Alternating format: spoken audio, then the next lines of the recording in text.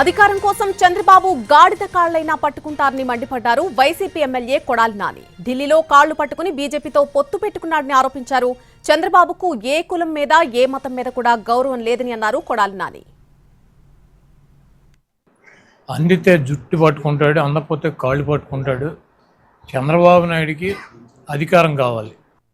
ఆ అధికారం అతను ఒక్కడిగా వైసీపీ మీద పోటీ చేస్తే ఎట్టి పరిస్థితుల్లో గెలవడని అతనికి తెలుసు. కాబట్టి పవన్ కళ్యాణ్ ఇంటికి వెళ్ళి పవన్ కళ్యాణ్ కాళ్ళు పట్టుకున్నాడు, పవన్ కళ్యాణ్ గొంతు కోసాడు. బీజేపీని గతంలో కలిసి పోటీ చేసి అది మతత్వ పార్టీ అని చెప్పాడు. దానివలన ముస్లింలు ఇబ్బంది పడుతున్నారని చెప్పాడు.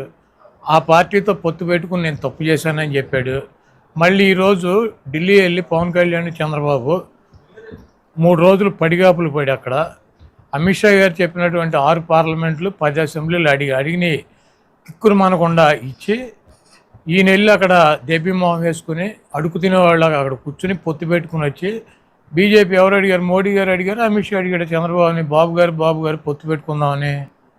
ఇవన్నీ సొల్లు కబుర్లు. ఈ రాష్ట్రంలో ఉన్నటువంటి మైనారిటీస్కి తెలుసు, క్రైస్తవులకి తెలుసు, హిందువులకి తెలుసు. చంద్రబాబుకి దేవుడి మీద నమ్మకం లేదని, ఏ మతాన్ని కూడా గౌరవించడని, ఏ కులాన్ని కూడా గౌరవించడని, అతని అధికారం అనేటువంటి కులాన్ని తప్పించి దానికోసం గాడిద కాళ్ళైనా పట్టుకుంటాడు. లేకపోతే ఏ అడ్డమైనటువంటి గడ్డి కరవటాకు కూడా వెనకాడినటువంటి నీచుడు నికృష్టుడు చంద్రబాబు అని చెప్పి రాష్ట్రంలో ఉన్నటువంటి ముస్లిమ్స్కి తెలుసు, క్రైస్తవులకి తెలుసు, హిందువులకి తెలుసు, అందరికీ తెలుసు. ఆ తెలుగు తమ్ముళ్ళకి ఆయన వెనకాల తిరుగుతున్నటువంటి ఆ పనికిరానటువంటి 10 మందికి తప్పించి అందరికీ తెలుసు.